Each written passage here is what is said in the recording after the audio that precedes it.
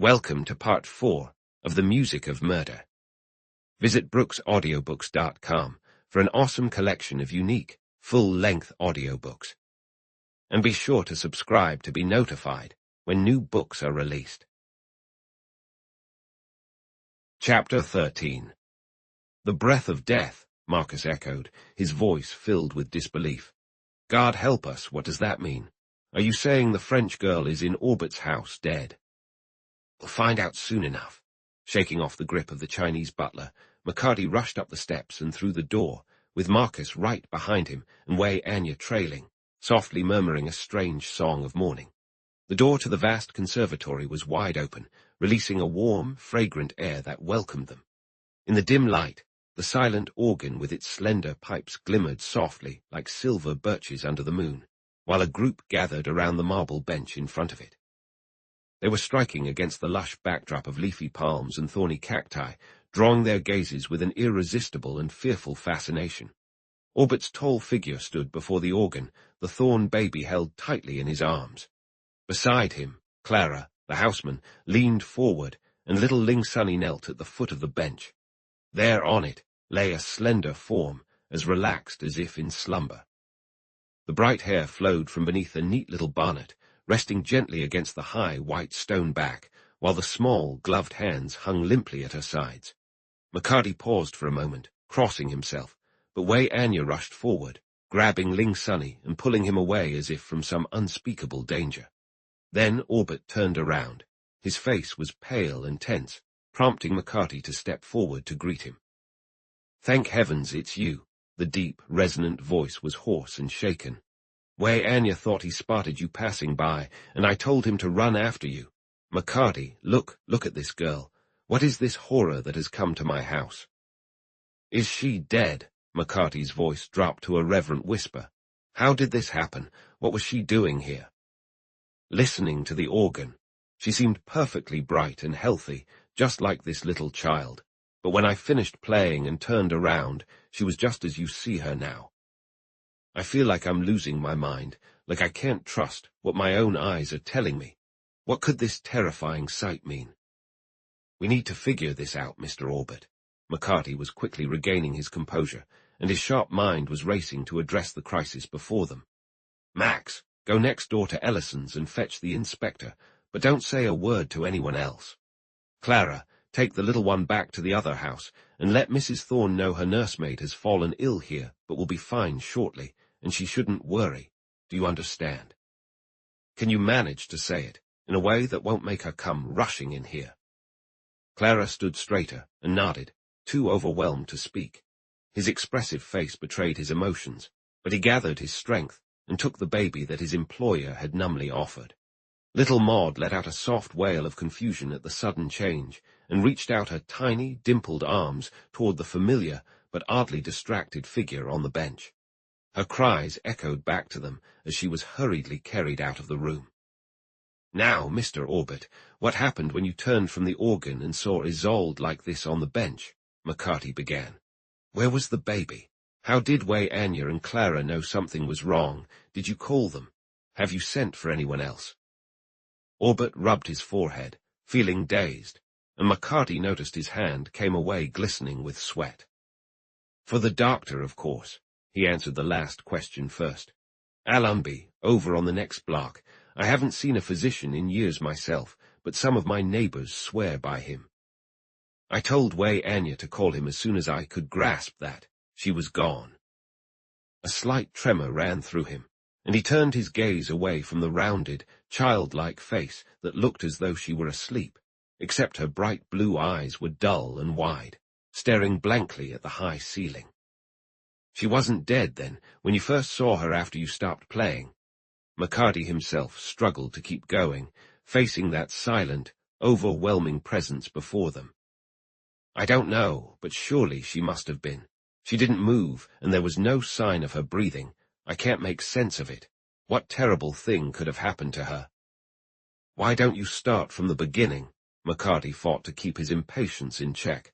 "How did she and the child end up here?" "I was sitting alone at the organ, improvising as I often do when my mind is troubled, for this misfortune with little Nathan weighed heavily on me. He paused, as if trying to gather his thoughts, glanced again with a shudder at the young French girl's body, and then looked away.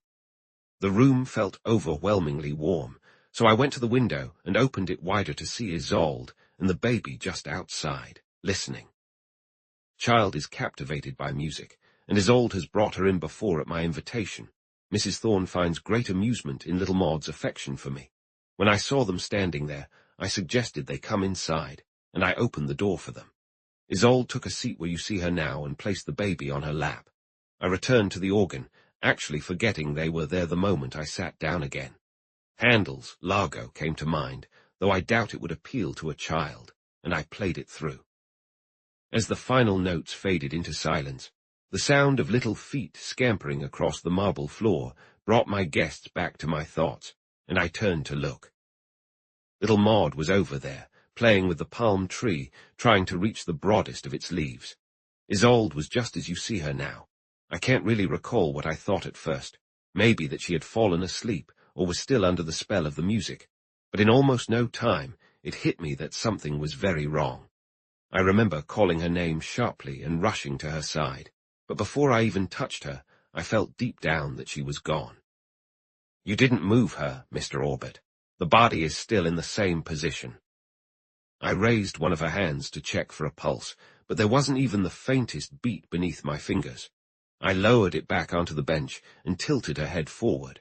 One look was all it took, and I let her head roll back into place, calling for Wei Anya. The little one had come over to me, and I picked her up to keep her from getting too close to Isolde. I think Clara was the first to arrive, but Wei Anya was right behind her, and I told him to call for the doctor. When he came back from the phone, he said you were passing by, so I asked him to stop you. Orbit wiped his brow with a trembling hand. What could have caused this tragedy, McCarty? I'm not one for hoaxes or superstition, but it feels like something terrible and evil is settling over us here in the mall, and the dread just keeps growing. First Griffith, then Nathan's disappearance, and now this shocking tragedy right here in my own home, right in front of me. It's enough to drive a man mad. Are you certain you were alone in the house, aside from the servants? McCarty had stepped closer to the body again, examining it closely without touching it. Those front windows are level with the sidewalk, but nobody could have climbed in easily in broad daylight with the watchman patrolling the area. What about that glass wall where it sticks out? The lower panes open as well as the upper ones, don't they? He gestured toward the far side of the room, which was designed like an expansive bay window, and Orbit nodded in agreement. Sure, but they're hardly ever touched, except for an hour on the hottest summer days. The tropical orchids lined up there would instantly perish if a cool breeze hit them, and the sections of glass can only be reached with a long pole. No one could push through the plants without leaving some sign or making their presence known. There's a French window in the card room that's probably open, and someone could slip in unnoticed from the courtyard between this house and Ellison. The kitchen or tradesman's door might have been left ajar. He spoke quietly as if pondering his own thoughts. The cook is out, and Clara, Wei Anya, and Ling Sunny are the only others in the house besides me. Good heavens, Sir Victor arrives this evening. I received a telegram from him. That's the English gentleman travelling from the west, right. Sir Victor Devereux. McCarty remembered their conversation from the day before. Yes, Sir Victor Devereux. He arrives at a most inconvenient time, Orbit sighed heavily. This poor girl, McCarty, there must be some reasonable explanation. What did Wei Anya mean? McCarty asked abruptly. When he grabbed me outside in the street, he mentioned that Isolde had breathed the breath of death. It didn't sound like just a Chinese way of saying things. Do you have any idea what he was getting at? Is that what he said? Orbit hurried over to the nearest orchid and pointed to the large, swollen purple blooms streaked with vivid orange-yellow. This right here is what he meant.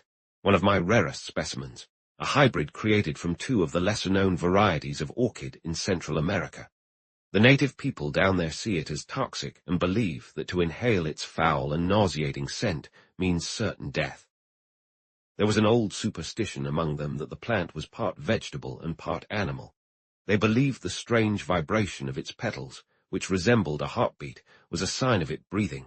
To inhale its scent was to draw in its breath, a precursor to death. Wei Anya overheard me sharing this at a gathering one evening, and since then he has refused to go near it. Yet there's no truth to those tales. The plant isn't toxic at all. But I suppose that was the first thought that crossed his mind when he saw Isolde lying lifeless. McCarty cautiously moved closer to the plant, but just then footsteps echoed from the hallway, and Clara appeared at the door. "Madame Thorne is not in. Riddle took little Maud to place her with one of the maids," he reported. "He said he would explain everything to Madame when she returns. The doctor hasn't arrived yet." Before either Orbit or McCarty could respond, the doorbell rang, and he quickly left to admit Marcus and the inspector. The latter seemed to be briefed by his companion as he cast a quick glance at the body before turning to Orbit. "How long has she been dead?" he inquired. "I'm not sure. I'd say about 20 minutes, Inspector. It happened while I was playing a rather long piece on the organ, and I didn't notice until I finished." Orbit startled at the sound of the bell ringing again and added with relief, "That must be Dr. Allenby." Clara ushered in a slender, well-dressed man who greeted Orbit by name. He nodded with keen interest when introduced to the inspector and his officers before stepping forward to examine the body. The four of them gathered around him, while Clara crept back to the door to join Wei Anya, who was hovering just outside. They whispered to one another, while the rest waited in tense silence. At last, the doctor stood upright. "This woman has died from inhaling some kind of gas, some toxic fumes, but I can't identify the exact type," he declared, his piercing gaze shifting from Orbit to the inspector. "I've never seen a case like this before, but the symptoms leave no doubt about the cause of death. They remind me of some I observed on the battlefields of France a few years back, yet they are distinct.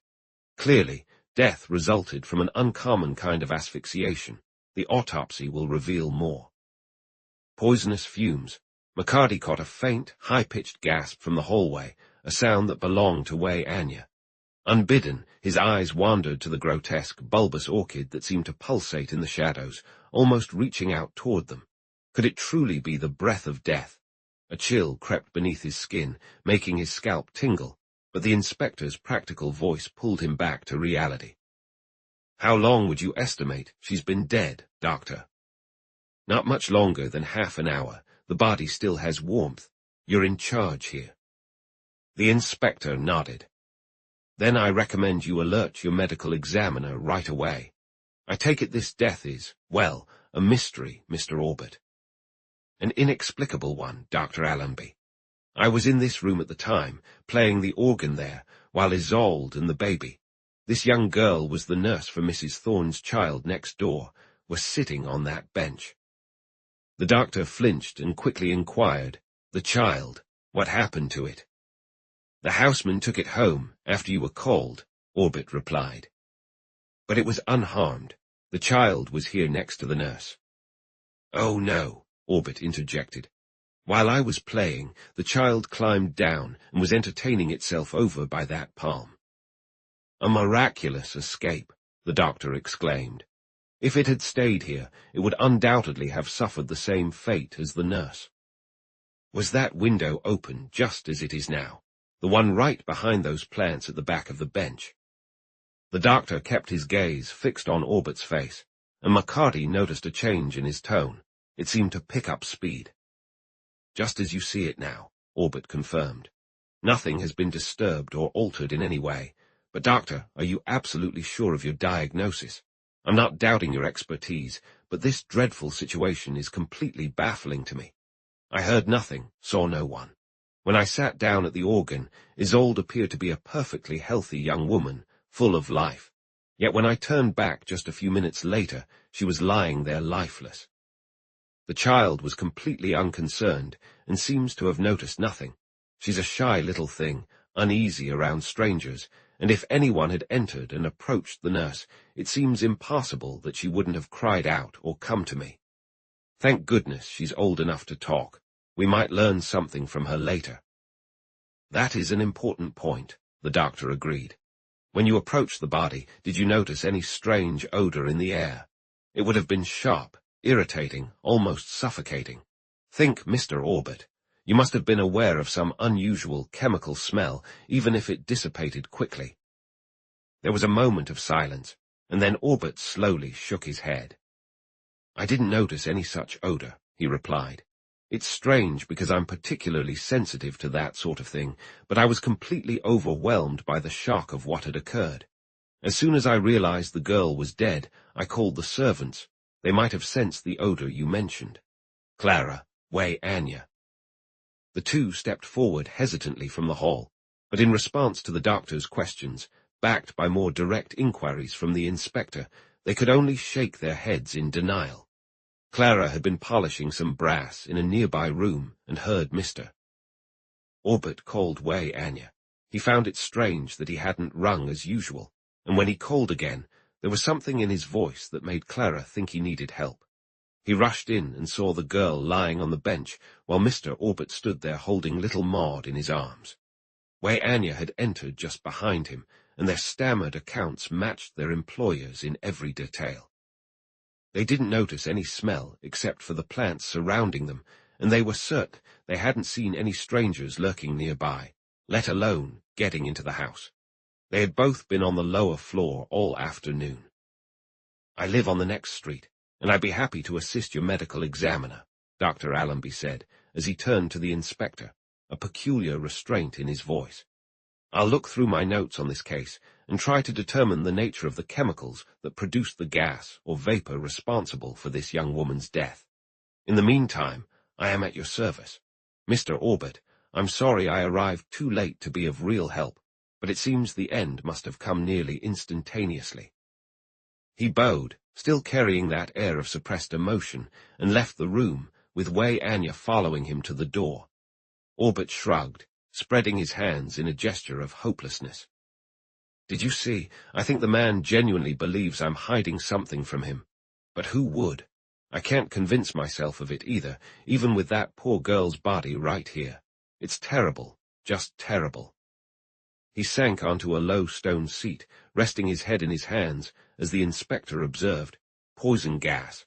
That's a first for me, aside from carbon monoxide from cars running in closed spaces. I've never dealt with the bomb squad, but I thought most of that stuff needed to be detonated. You didn't hear anything while you were playing, did you? Not a sound. The Largo isn't exactly deafening, but its swelling chords might just drown out any faint noises nearby. What should we do now, Inspector? I'm relying on you, she said. Where's your phone? I have to notify headquarters and call for the medical examiner. That's the first step, just as the doctor advised, and I don't want anyone leaving this house. Absolutely not, Orbit lifted his chin. Weigh Anya, please show Inspector Lucien to the telephone, then make sure Ling Sunny stays quietly upstairs until he's needed. Weigh Anya nodded and followed the inspector out of the room. Marcus, who had been anxiously staring at the lifeless body of the girl, moved closer to McCarty. What in the world is happening here? He whispered, clearly rattled. Have the forces of darkness been unleashed? Poison gas, really. How could anyone have gotten to her without some sort of weapon, a squirt gun, or a grenade through that window? Who gave Griffith that poison? It's a substance that hardly anyone has heard of, and how was the Ellison kid taken so suddenly? McCarty shot back, though he kept his voice low. He returned to the bench and gazed at the still figure. Remember what weigh Anya mentioned. Isolde was the next. He believes this evil won't stop here, and so do I, unless we get some luck and can put an end to it. This girl, now. He hesitated, staring at the small feet in neatly tied shoes peeking out from under her skirt, causing Marcus to recoil with a chill. I feel sick just looking at her. We were speaking to her just this morning. It's like there's a strange smell in the air. Don't you sense it, Ty?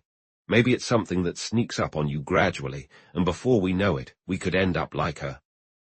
I'd really like to get out of this room. It's just your imagination at work, not that nose you're so proud of. McCarty pushed forward until his knee bumped against the edge of the stone seat where Isolde lay. There's not a smell in the air, except for the flowers. Remember, He's been here the whole time. He nodded toward the slumped figure resting on the seat, and just then the inspector walked back into the conservatory. "Mr. Orbit, is there any other way into this room besides that door?"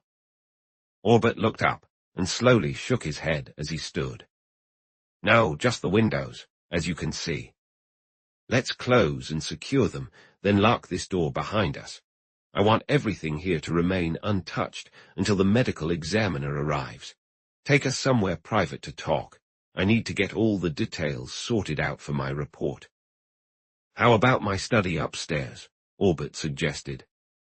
"Sounds good. Riordan, can you close those windows and secure the catches?" The inspector fiddled with the key in the lock, while Marcus headed for the windows, and Orbit, after one last horrified glance at the lifeless girl, led the others out of the room. McCarty watched his superior for a moment before quickly bending down to retrieve the object he had subtly kicked under the bench a moment earlier. It was a slender stick with a piece of shriveled, limp blue rubber hanging from one end. He snapped the stick and shoved it back under the bench, pocketing the fragment with the tacky, resilient pouch. Then he cast one more glance at Isolde's lifeless face, as if sealing a silent agreement between them before turning to follow his superior. Chapter 14. Orbit recounted the afternoon's tragic event again in detail for the inspector, while McCarty and Marcus listened intently.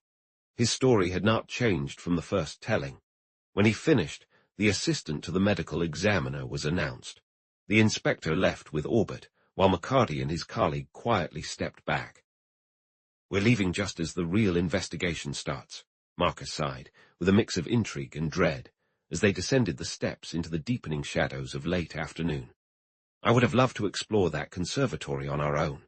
That doctor may be skilled in treating the fancy ailments of the well-off in this area, but after all my time fighting fires, I know what asphyxiation looks like, and that is what took the poor girl in that vast room with the windows flung wide open." "How on earth do you think she died, Ty?" "I've given up on guessing," McCarty admitted. "This is the worst case I've encountered since joining the force, and we're dealing with the most clever murderer to walk free. You remember I mentioned that it's not about strength, but intelligence. It's a twisted genius at work here, with an extensive knowledge of poisons that suggests years of study.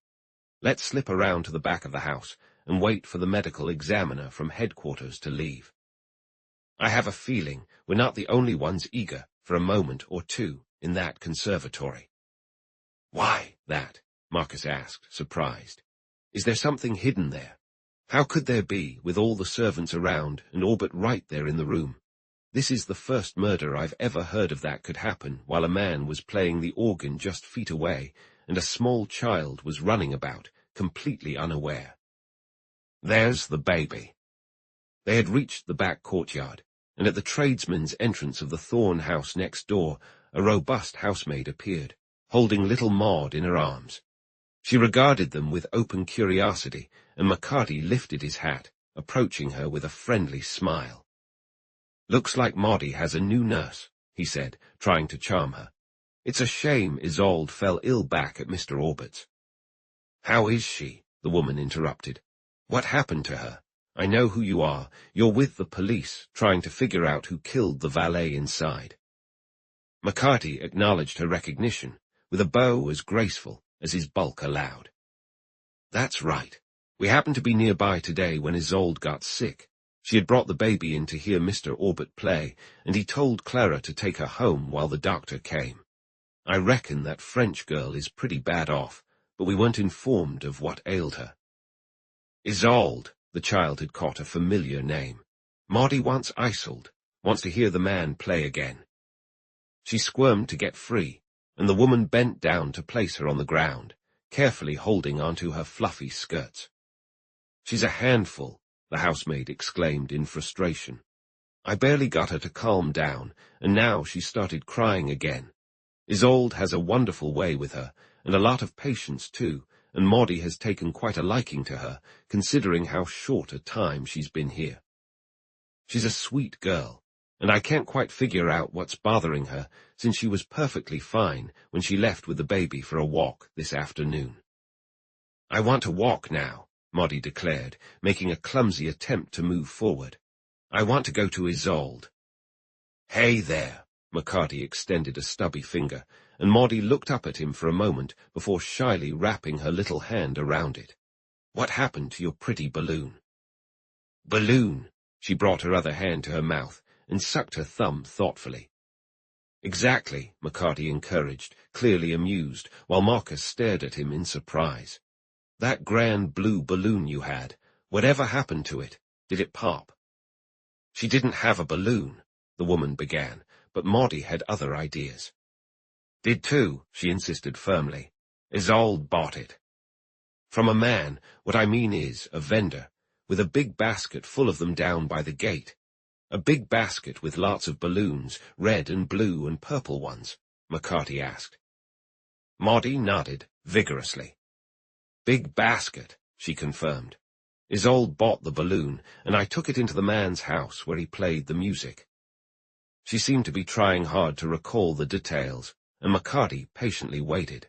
When the effort proved fruitless, he prompted her gently. "You popped the balloon while the man was playing music, didn't you? When you got down from Isolde's lap to play around, you broke the pretty balloon." "I didn't break it," Maudie shook her curls firmly. "Gave it to Isolde." "When the man was playing music," McCarty pressed. "No, Isolde took it when we went into the man's house, where the garden is and the thing that makes the music. I want my balloon." The corners of her rosebud mouth turned down in disappointment, and her eyes shimmered with impending tears. "What did Isolde do with it, do you know?" However, Maudie couldn't answer that, and instead she simply repeated, "I want Isolde. I want my balloon." "Did Isolde have many friends here in this country, do you think?" McCarty finally gave up and turned to the housemaid, who thankfully didn't notice he'd asked his question in the past tense. "No, she hasn't. She has plenty of admirers, if that's what you're getting at, but she's surprisingly sensible for someone so young and pays them no mind.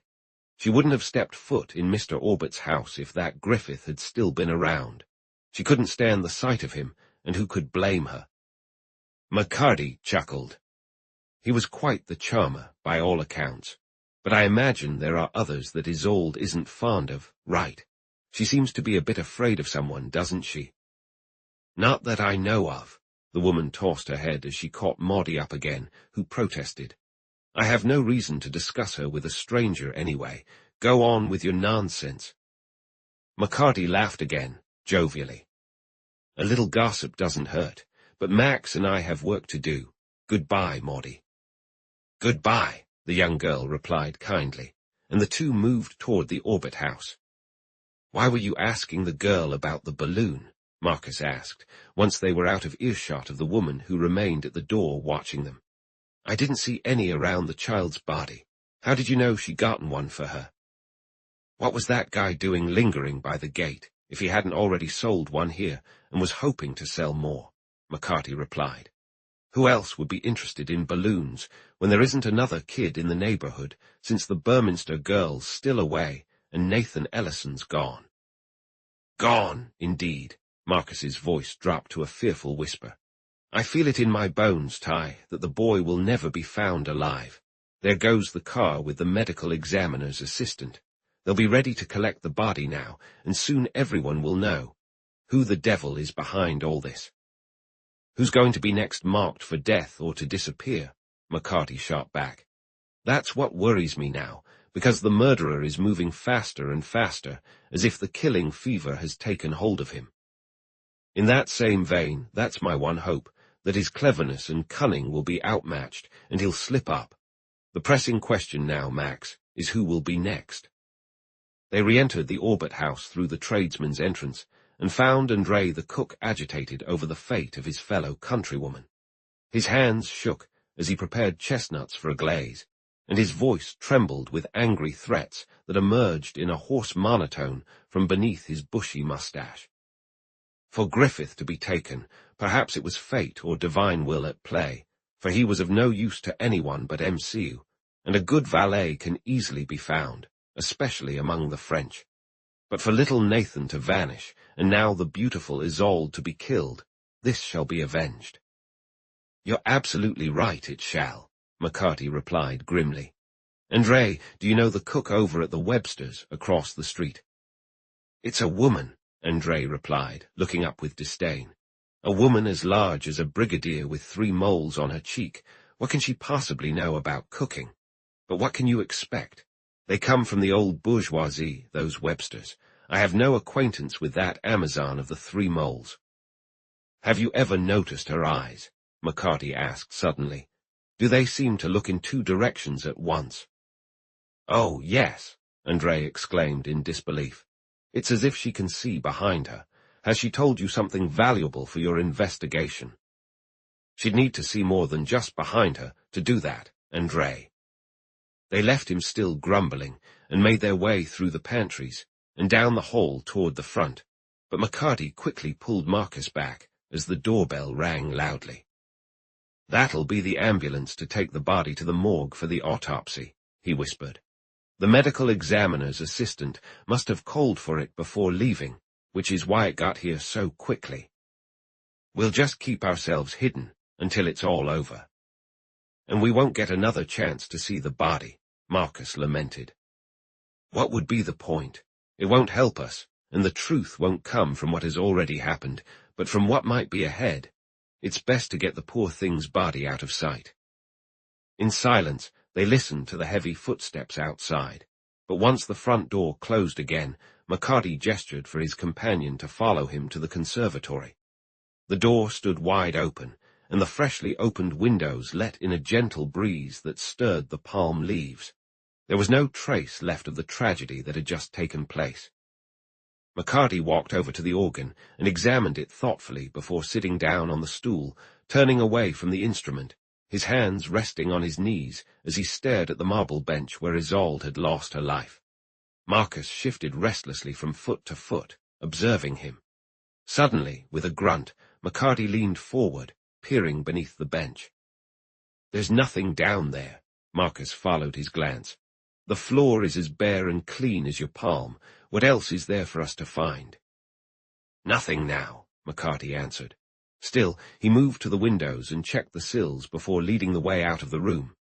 In the hall, they encountered Orbit. The lines on his face were deep, etched by the shock and strain of the day's horrors. He held himself with such restraint that only his eyes revealed his distress, glowing like embers against his pale skin. "Is it over?" he asked quietly. "Clara told me the body has been taken away and the conservatory opened again. I would happily close it forever. I feel I could never play the organ again, but I suppose that's morbid. Whatever terrible and inexplicable force came to harm that girl, we can at least be grateful that the baby got away. Your inspector is clearly out of his depth, I'm afraid, but do you and Riordan have any leads?" "Did the medical examiner's assistant confirm it was poison gas, just like the doctor said?" McCarty sidestepped the question. "He didn't share his thoughts while I was present, but your inspector left with him, possibly to gather some information that might clarify the true cause of poor Isolde's death. With all due respect to Dr. Allenby, I cannot bring myself to believe that the girl was gassed. The sheer impossibility of it in this situation just doesn't add up. But please don't let me hold you up unless there are questions you'd like to ask me." "Not right now," McCarty shook his head. "We'll probably be back later. You have my number in case something comes up." Orbit nodded and personally escorted them to the front door.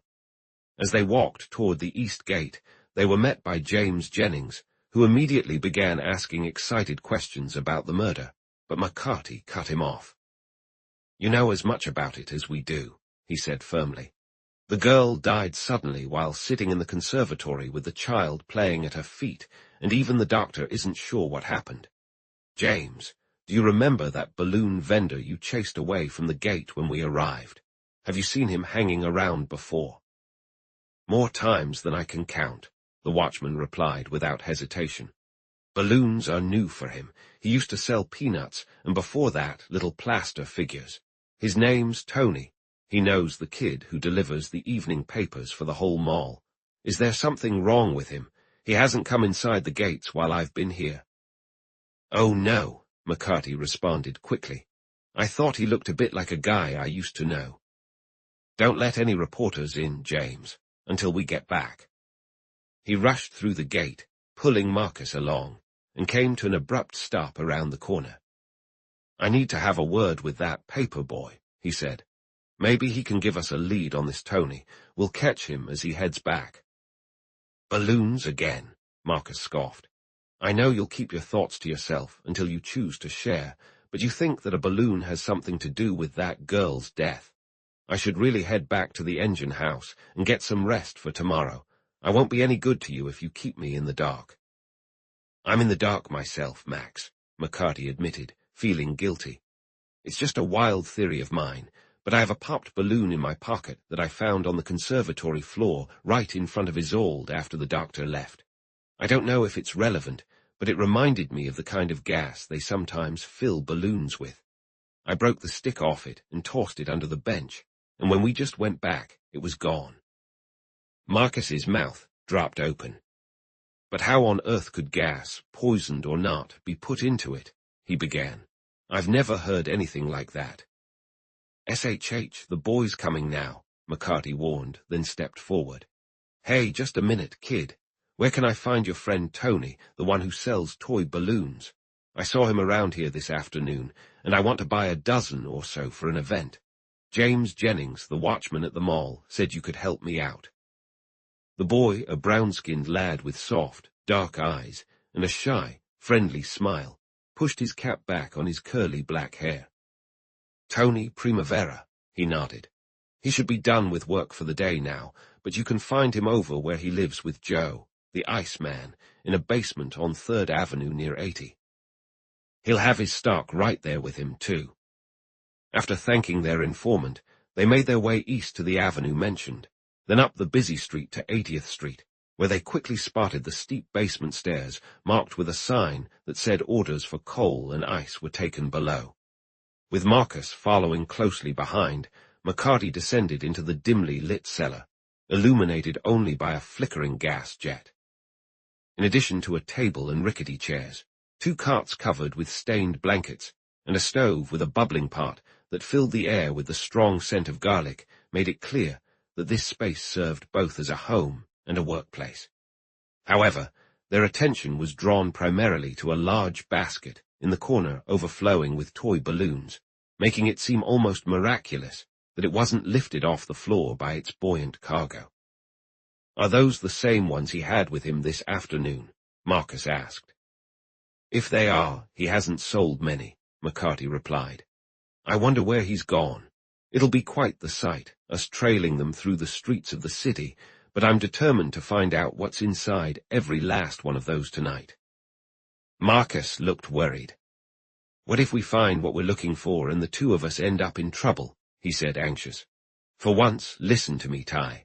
Let's take them up to the park in the fresh air and pop them with rocks, throwing them.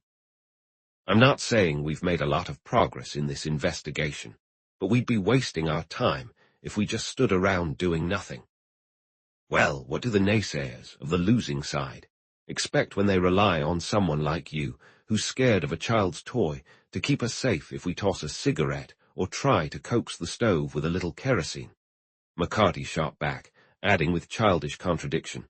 That guy isn't carrying poison gas in 10-cent balloons, but I'm still going to be cautious.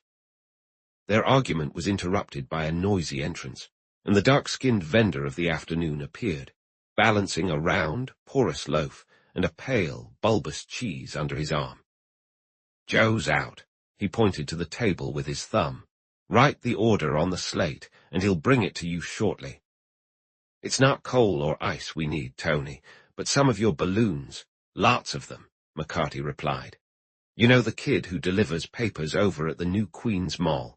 He told us where to find you because they're throwing a children's party where we work, and we need those balloons right away. How many? Tony dropped the bread and cheese onto the table with a thud and eagerly negotiated. Nice balloon, only 15 cents each. You were asking a dime this afternoon, and a dime is what you'll get now, McCarty declared decisively. How many do you have? The Italian shrugged and counted on his dirty fingers. 22. He looked up, grimacing. Bad business today. We'll take them all, McCarty said firmly. Tie the stems together in 2 bunches if you can. Here's your money. The deal was quickly sealed, and they set off with their load, which attracted a lot of amused comments. McCarty was grateful to find respite in the depths of a taxi they encountered on a side street. Don't sit all over me, he cautioned his companion irritably as they resumed their journey. You'll pop those balloons before we even get home. Is that fool smiling? He's convinced he's driving 2 madmen, Marcus replied gloomily. He'd think differently if he knew he was transporting a load of potential disaster. Now, Timothy McCarty, would you kindly step aside and stop shoving those balloons in my face?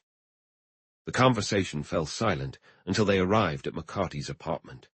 Monsieur Gerard, the antiques dealer, appeared at his shop's door, raising his frail hands to the heavens in frustration at his neighbor's latest antics.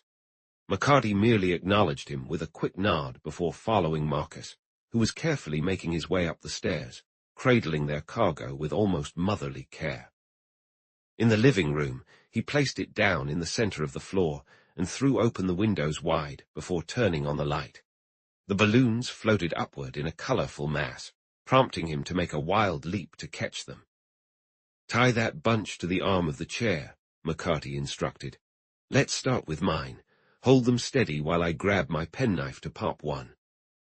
Marcus clenched his eyes shut, holding his breath as he stretched out his long arm until his joints cracked. However, a sudden pop like a miniature gunshot made him gasp, breaking his concentration. He opened his eyes to see one of the balloons draped like a deflated rag from its string. Just plain air, McCarty remarked. You're not going to faint, are you, Max? Not yet, Marcus said warily, but you still have 21 left. We'll get through them in no time. McCarty stabbed another balloon with his knife, and it met the same fizzling end. Soon, the air was alive with a rapid series of small pops. When they were done, and none of the balloons remained intact, Marcus exchanged his previous tension for disgust. We're acting like children, he exclaimed. What made you think these toy balloons had anything to do with the girl's death? But McCarty wasn't listening. He pulled from his pocket the shriveled fragment of rubber still attached to a small stick, and began to smooth it out thoughtfully between his fingers. Suddenly, he straightened up. Max, that first balloon we stabbed with the knife was red, wasn't it? Of course it was, Max replied, taken aback. And the second was blue, and the third was green. I don't remember, but what's your point? Look at them, stretch them out and see if they've changed color. McCarty's voice trembled with excitement, and Marcus felt his enthusiasm building. He pulled out the limp rubber and examined each torn balloon in turn, then shook his head. I don't see anything different. What are you talking about? Just this. When I picked this up, it was blue as that second one we broke, and look at it now. The piece of rubber he held out was a greenish-gray mottled with brown spots that were already breaking down. Max, the others didn't change color because they were just filled with air, but this one is different. It's rotting right before our eyes. This child's toy contained the poison gas that killed Isolde. Chapter 15. The remnants of the destroyed balloons were cleared away, and the one that had changed color with such ominous significance was carefully placed in an empty tin cracker box. With their pipes and cigars lit, Marcus and McCarty were deep in discussion about the latest turn of events, their weariness forgotten in their newfound enthusiasm. There's an old guy I know who lives far uptown, and he's quite the chemistry expert, McCarty remarked, conveniently leaving out that the so-called expert had a rather interesting run-in with the police. I'll take the box with the remains of that blue balloon to him tomorrow morning, but we won't breathe a word of this to anyone else. One of those folks on the mall, or someone who can easily get to it, is walking around with 2 murders and a disappearance weighing on their conscience, perhaps putting on a friendly face to us daily while secretly laughing behind our backs. We don't know who it is, and until we do, we'll keep quiet around them. Absolutely, Marcus agreed, nodding. However, I suspect you'll find your culprit on the north side of the street, Ty, since everything that's happened has struck the 3 households on the south side. Orbert's valet, Ellison's son, and now Mrs. Thorne's nurse girl. The only 2 houses across the street that are occupied, since the Burminsters are still away, are 5 and 7, the Sloanes and the Websters. And let's not forget that Swede, Otto, who ran off from the Sloanes at the first sign of trouble. We haven't so much as stepped foot in that house yet. Then there are the Websters. They seem to hold themselves in higher regard than their neighbours and associate with those next to royalty, yet they still employ an ex-convict suspected of poisoning to serve them. If I were that ambassador, I would have reconsidered before staying for lunch. They've got a house full of crooks, whether they're former or not, McCarty claimed, thoughtfully regarding his cigar. I got it right about Porter, but it was the inspector who first gave me the tip without realizing it when he mentioned that the maid and the page boy looked familiar, as if he'd seen them somewhere but couldn't place them. Where else could he have seen them if not at headquarters or during a trial? Andre put the last piece of the puzzle together this afternoon, though.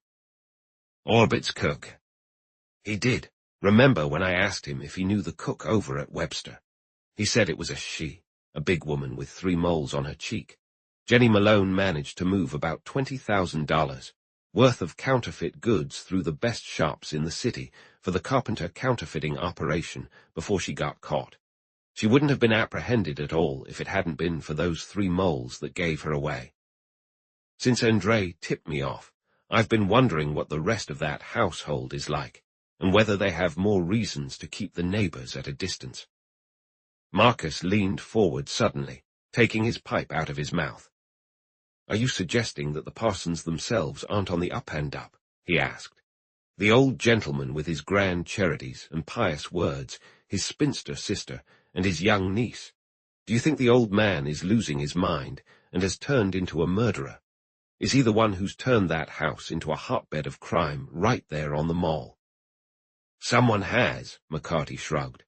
Of course, the 2 murders happened in Orbert's house, if that's where Griffith got his dose of Tunis bean and the Ellison kid vanished from next door. Marcus scoffed. Do you really think Orbert would kill the valet who's provided him with excellent service all these years, or murder a nursemaid, and then run off with a boy?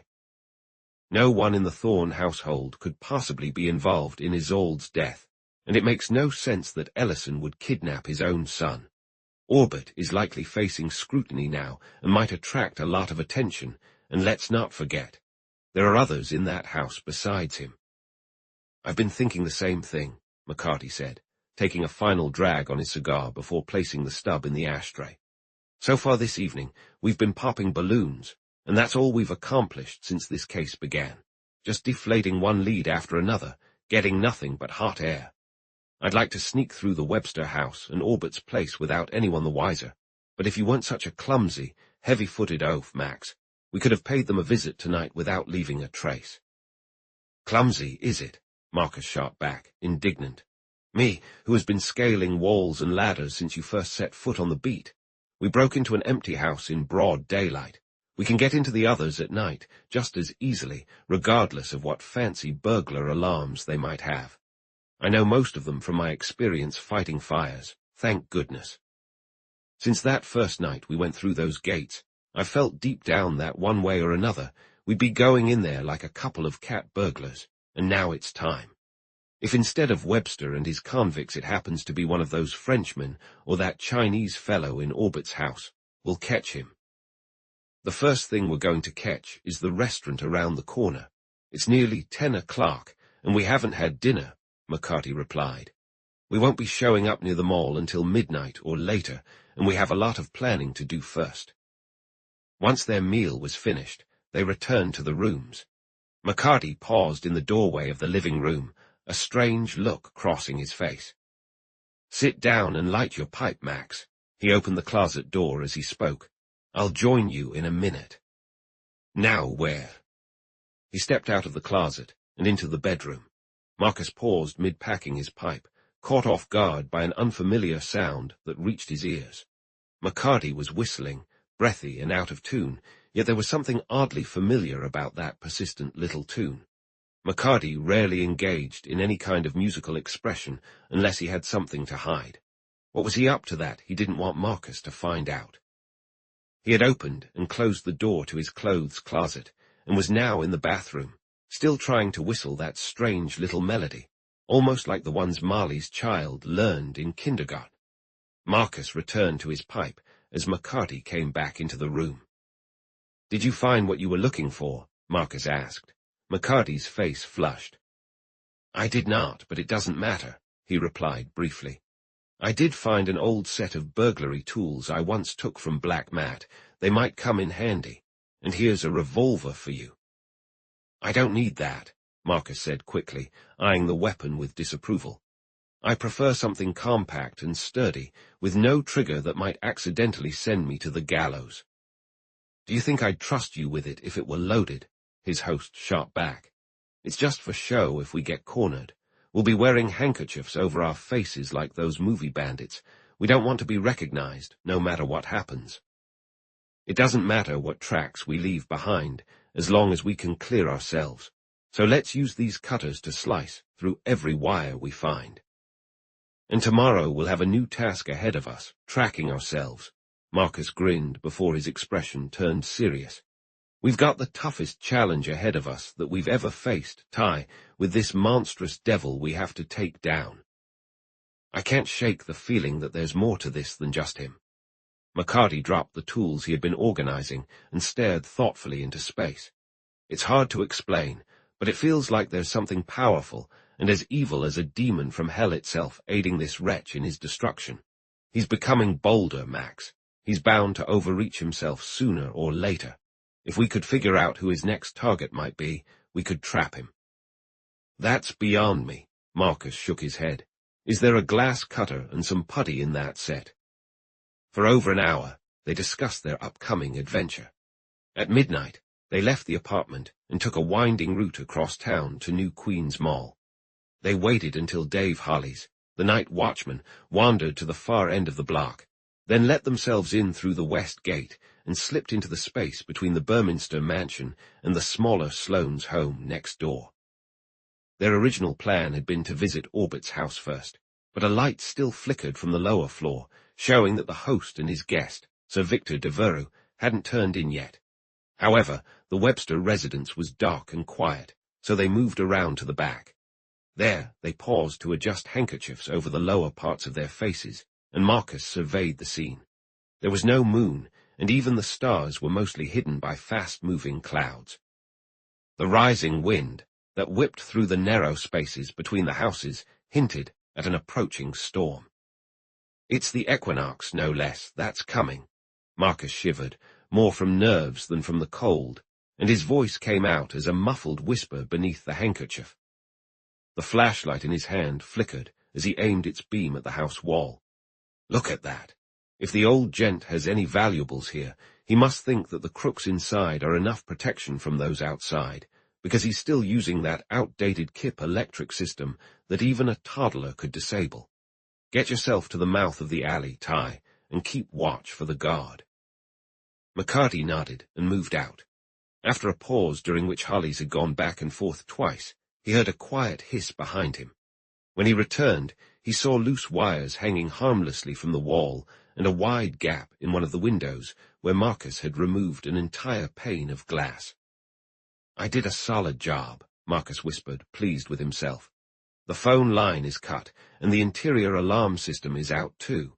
The old gent isn't as foolish as he seems. He has an installation that would alert him if a window or door was touched, but I took care of that. Take off your shoes like I did, and then come on. I've already fixed the catch." He lifted the window slowly while McCarty slipped off his shoes, tied the laces together, and hung them around his neck. Then Marcus climbed through the opening, pulled his heavier companion in after him, and quickly flashed the light around the room. "There's the door. You said not to worry about any rooms downstairs, except for the old man's private study, or sitting room if he has one, right?" "Yes, I can see the bottom of the back stairs at the end of this hall, so turn off that light," McCarty whispered sharply.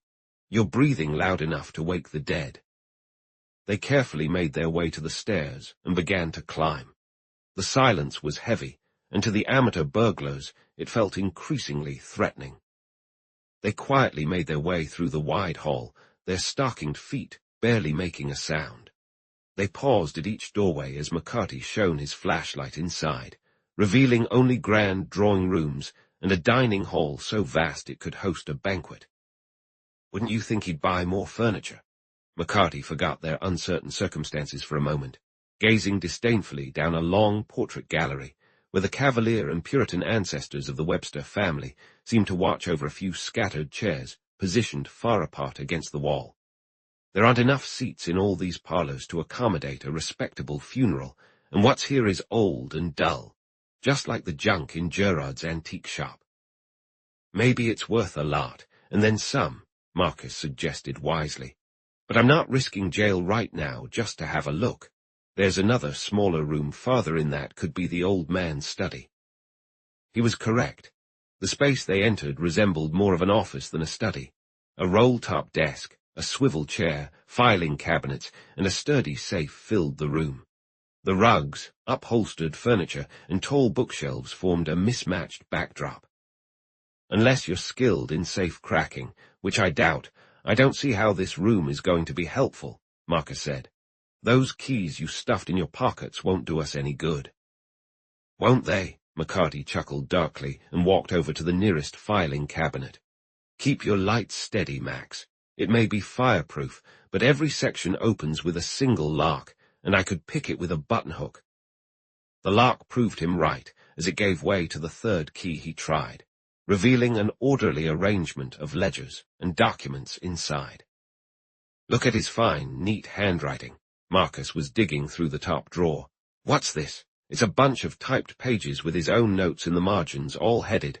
Report, Chris Porter, 1913-1920.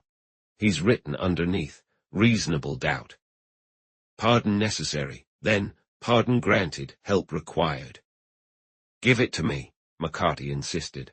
Are there any more like this?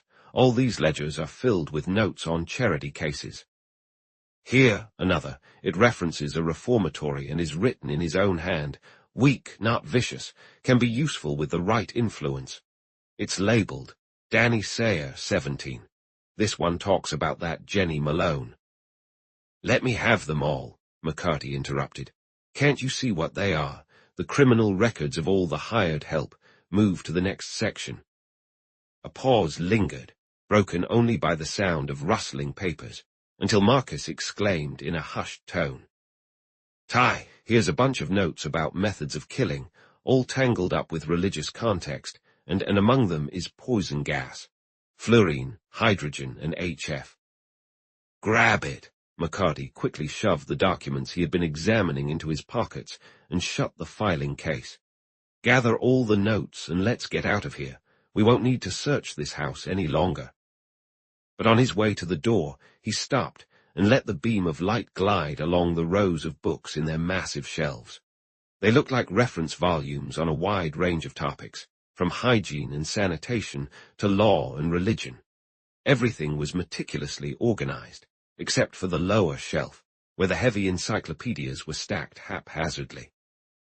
One book, titled Bronze, Cephalaspes, stuck out as if it had been carelessly returned, and McCarty, driven by a sudden impulse, bent down and pulled it out. The morocco cover fell apart, and the book opened in the middle, revealing a thin, silvery, leaf-shaped object used as a bookmark. Marcus kept his light trained on it as McCarty scanned the page, and for a long moment all they could hear was the sound of their breathing. Then McCarty whispered, Listen, Max, this is peculiar. It is used in the form of an emulsion by the natives of Africa as an ordeal when individuals are suspected of witchcraft. It is said that if the suspect throws up, they are innocent. If it stays down and they die, they are guilty.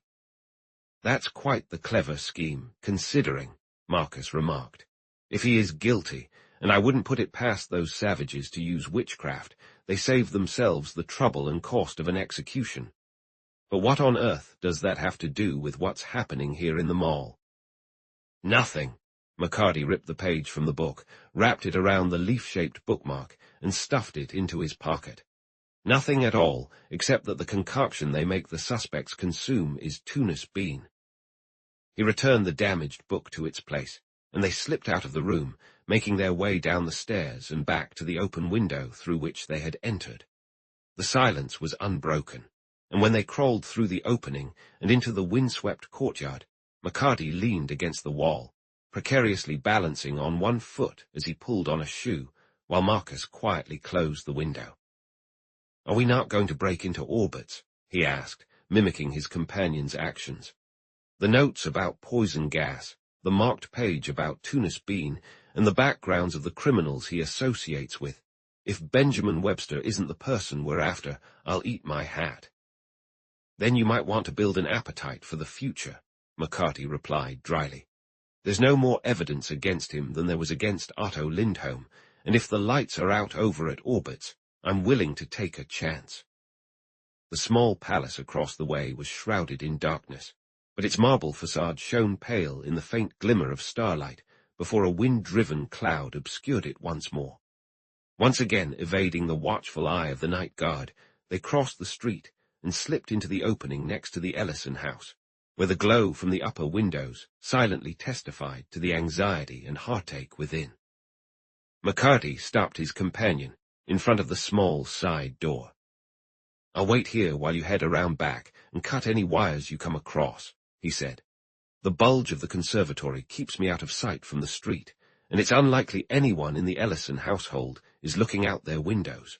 With the murder and the guests, Way Anya might have forgotten to properly fasten this door from the inside, and will find it easier to force open than the iron grille outside the rear windows. Don't take too long, Max."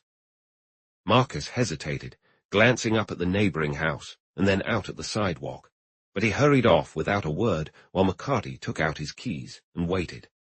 The strange coincidences he'd uncovered in Benjamin Webster's study left him with much to ponder, but years of experience made him cautious about jumping to conclusions, unlike his optimistic friend. Webster was known as a respected and practical philanthropist. What if he had taken those ex-convicts into his home to help reform them? It would make sense for him to keep records on their pasts. Tunis bean had been prominently mentioned in the news concerning the murder of his neighbor's valet. Could Webster have been curious enough to look that up as an oddity? The notes about poison gas, mixed up with religion, were harder to explain, but so far only Marcus had seen them, and where on earth was Max? McCarty craned his neck, peering into the darkness toward the back, but no deeper shadows shifted, and the only sound was the mournful rustle of the wind. Maybe Max had come across a burglar alarm that was tricky to disable. Hollies trudged past on the sidewalk, turned around, and walked on again, still no sign of his former companion. Suddenly, the bolts of the door he was leaning against were drawn back, and McCarty barely had time to jump aside and flatten himself against the curve of the glass conservatory wall as the door swung open. He held his breath, but no one showed up. Finally, a low hiss reached his ears. "It's you," relief mixed with irritation colored his whispered words. "Why on earth did you pull such a ridiculous stunt? I nearly ended up flat on my back." "Forget it," Max cut him off, his tone sharper than usual. "Get inside before the watchman comes around again. You'd never have made it past those bolts if I hadn't found a way in through the pantry vent. You couldn't fit through it in a year. Now, which way are we heading? Are we going to the floor where the Frenchman and those two heathens sleep? No one seems to be up." He closed the door and quietly shut the bolt. McCarty replied, "I want to be certain. Orbit said he wasn't a sound sleeper, remember? If he's resting easy tonight, with that poor girl murdered under his roof just hours ago, he's not the man I thought he was. We'll take the back stairs and then sneak down the hall to his door. Thankfully, we know this house well." They moved silently through the card room and past the pantries until they reached the back stairs, where they stopped to remove their shoes before continuing upward. No light seeped from beneath any of the doors on the floor above, but deep, regular snoring came from one on the left. It was clear that at least one person in the household, probably the notable guest from the night before, was sleeping soundly, undisturbed by grim thoughts. They paused outside Orbit's bedroom, listening intently for any sound from within. After a moment, McCarty gestured to his companion and quietly slipped into the sitting room next door.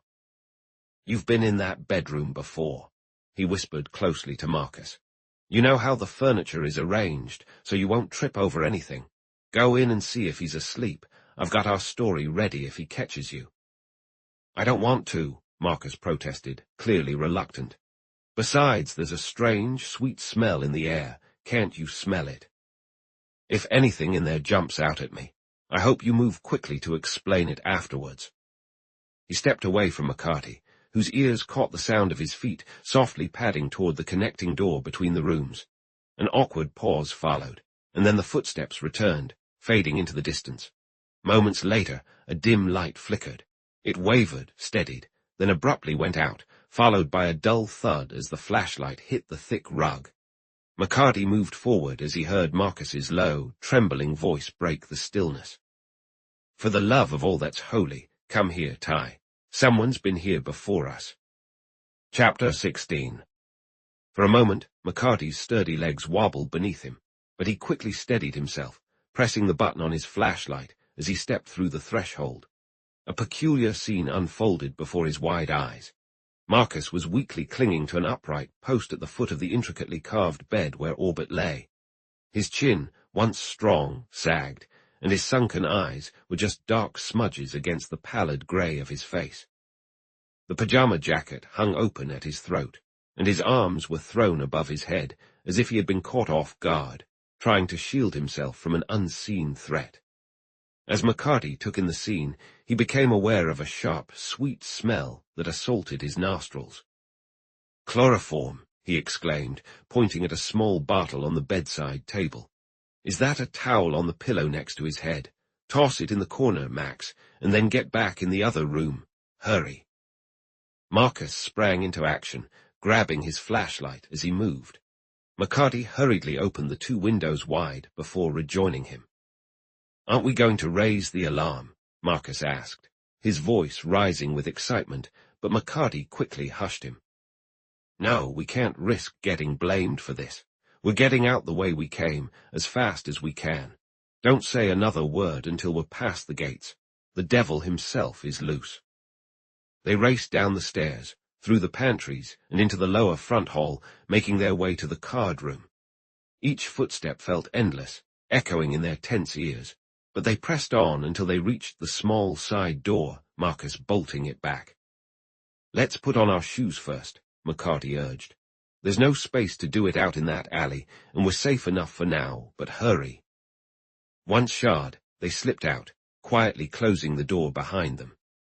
The watchman had moved on toward the east gate, and they rushed to the opposite one, slipping through just before he turned around. Marcus seemed to have lost all desire to speak, and they walked northward in silence for several blocks, until McCarty finally broke it. "I guess you think it was strange we didn't take that perfect chance to search the house without Orbit interrupting us, Max.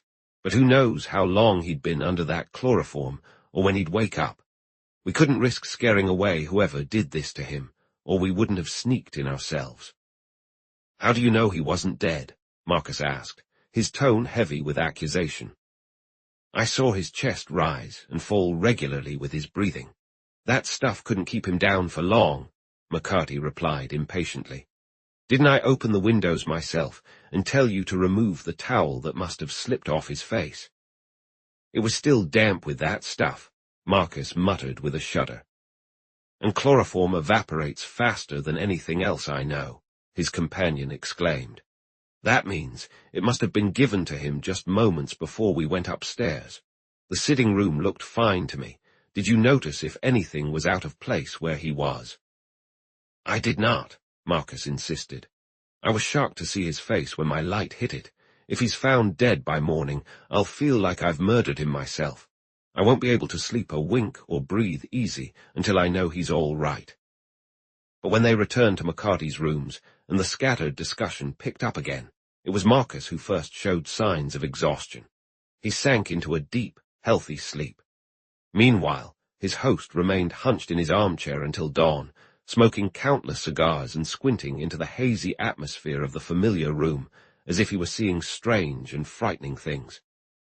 Finally, he sprawled out wearily next to Marcus and fell into a restless sleep, only to be jolted awake by the sharp ringing of the telephone. After sharing the frantic message he received, he turned to find his guest wrapped in his own worn bathrobe, waiting with a gloomy anticipation for news. "Is Orbit dead?" "No, he's not. He's got the inspector all worked up with his story about being drugged in the night, and on top of that, old Benjamin Webster reports a robbery. Both of the watchmen are temporarily fired, and some guys from headquarters have taken their place," McCarty replied tersely. "Meanwhile, you'll have a nice, quiet day at the firehouse while I face the fallout." Marcus sighed with relief. "Did the inspector say if anything was taken from Orbit's house?" "He didn't have time, but I bet he'll be on his way here as soon as he calms down the two latest victims of that incident over in the mall. And if you're planning on waiting for Brian to shave you after breakfast, good luck not being late for your shift." Marcus promptly disappeared into the bathroom, and McCarty gathered the documents and the page pilfered from the Webster house, stashing them carefully before hastily getting ready himself. They shared a hasty breakfast at their usual restaurant, then parted ways, with McCarty returning to his rooms clutching a handful of newspapers as he awaited his superior. From the front page of the first paper, the face of Nathan Ellison stared back at him, wide-eyed and alert, accompanied by a headline announcing that Mr. Eustace Ellison was offering a reward of $25,000 for information leading to the recovery of his son. A brief second article, strategically placed beside it, reported that no further progress had been made in the investigation into the death of Alfred Griffith, the valet who had succumbed to the effects of the obscure poison physostigmine shortly after leaving his employer's residence. Henry had been found in the New Queens Mall 6 days earlier, and the authorities were on the verge of making a significant arrest in connection with it. Inspector Lucien's urgent knock propelled McCarty to his feet, and as Lucien ascended the stairs, he flung open the living room door. "Ty, what on earth have you been up to?" "Me, Inspector." McCarty's expression was telling, but he had misinterpreted the situation. "Yes, why weren't you at your post? The mall was chaotic last night, while I wasted time chasing false leads on the Ellison case, and I haven't seen you since the medical examiner's assistant arrived at Orbit's yesterday." "I've just been catching a bit of sleep this morning," McCarty replied, trying to sidestep the matter. "Did you talk to Webster? You mentioned he had been robbed. Did he say what was taken from him?" "No, that's the strange part. When he called headquarters, he was eager to chat, but as soon as I got to his place, he clammed up. A whole pane was removed from one of the back windows, and the phone and KIP alarm system wires were cut, but he couldn't demonstrate that anything in his study had been disturbed. Although he claimed some documents had been stolen from his filing cabinet, he wouldn't elaborate on what they were, just that some were notes for a book he was writing, and the rest were highly personal. "If they weren't worth much, I wouldn't bother about it," McCarty said quickly. "He got off easy, considering what's happened to other places on that block. Look at Orbit. Wasn't he also drugged, not to mention the murder that happened there?" "Yes, but nothing was taken from him. He told me he took a bromide to help him sleep, as the shock of the girl's death in the afternoon had left him on the verge of a breakdown. He was just dozing off when he thought he heard something in the room. He couldn't be sure what had happened, and before he could react, a towel was thrown over his face. The next thing he knew, he woke up feeling extremely nauseous. He would have thought it was all just a nightmare, but there lay the chloroform-soaked towel in the corner, the bottle neatly placed on a stand beside his bed, and the windows flung open wider than he'd left them. The rest of the household, including Sir Victor Devereux and his valet, Harry Blake, hadn't stirred at all. There were no signs of how the burglar had gotten in, except for the side door leading from the card room, which was found unbolted this morning, even though Wei Anya insisted he had secured it as usual the night before. To make matters worse, the telephone wires outside had been cut, just like they had been at Webster's. "Well, if nothing was taken from Orbit, and he's recovered, it seems the damage is minimal," McCarty said, then asked, "Is Sir Victor going to remain at Orbit?" He's leaving on Saturday. I imagine he'll find the hospitality at Orbit's a bit taxing, though he seems like a good sport. Ty, what are we going to do? I'm at my wit's end, and while last night's events didn't lead to actual tragedy, they reveal just how bold the criminals behind these acts are in evading capture.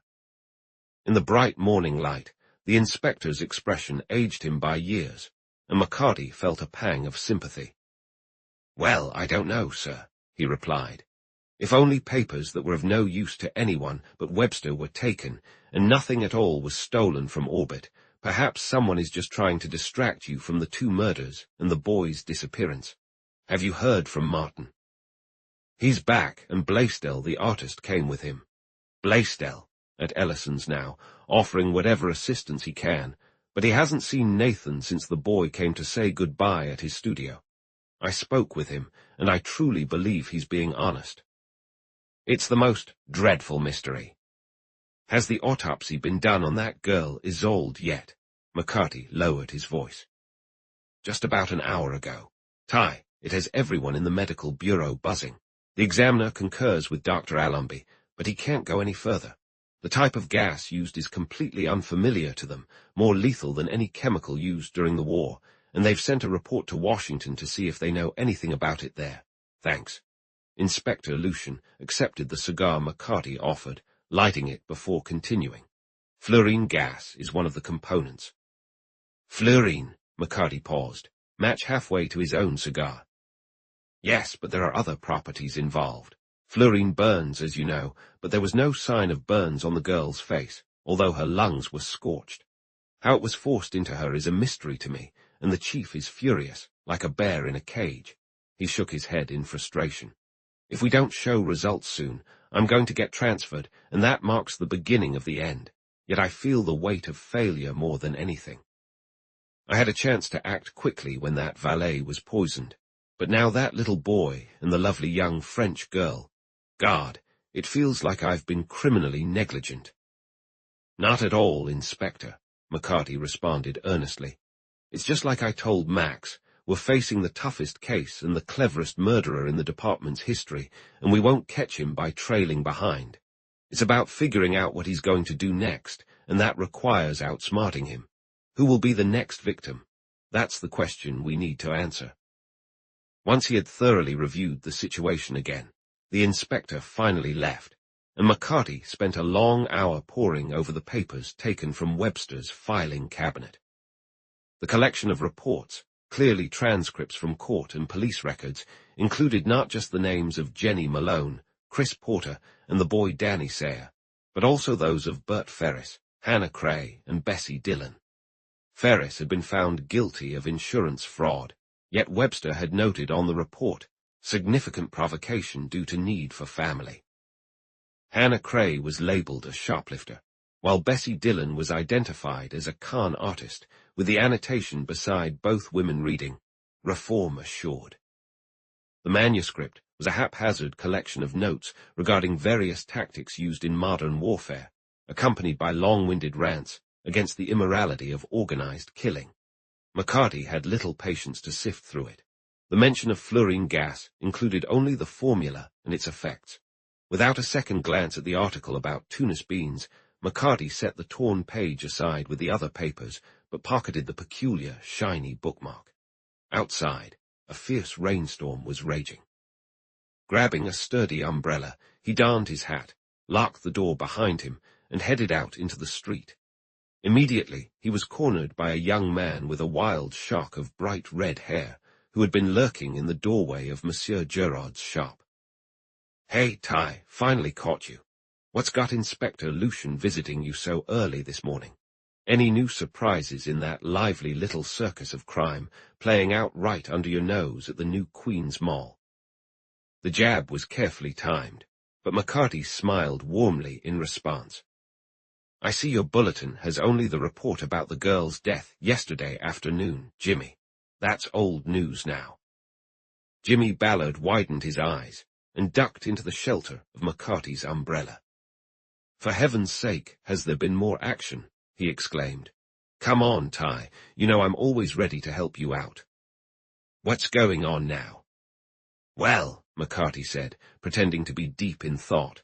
Of course, nobody at those gates would say a word to you newspaper folks.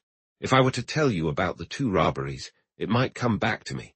Since I'm not on the force regularly anymore, I wouldn't want the inspector to think. 2 robberies, Jimmy's eyes lit up. That's fantastic. Ty, let me get this story through to the shop, and we'll have an extra out in half an hour. I promise I'll keep you out of it. All right, but you owe me one after this, McCarty said, as he pulled a bookmark out of his pocket. Find out what this is made of and call me at my place tonight. Just don't mention it in your story, or you'll never get another tip from me. Now, hear what happened. He quickly recounted the inspector's version of the events from the night before, and then, feeling quite pleased with himself, continued on his way. His route took him through the day's storm, leading him to headquarters, the public library, the city's morgue, and the laboratories at the university. For the first time since this complicated case began, he avoided them all and didn't return to his rooms until after dark, soaked and exhausted. Once inside the living room, he reached out for the light switch on the wall only to find it unresponsive.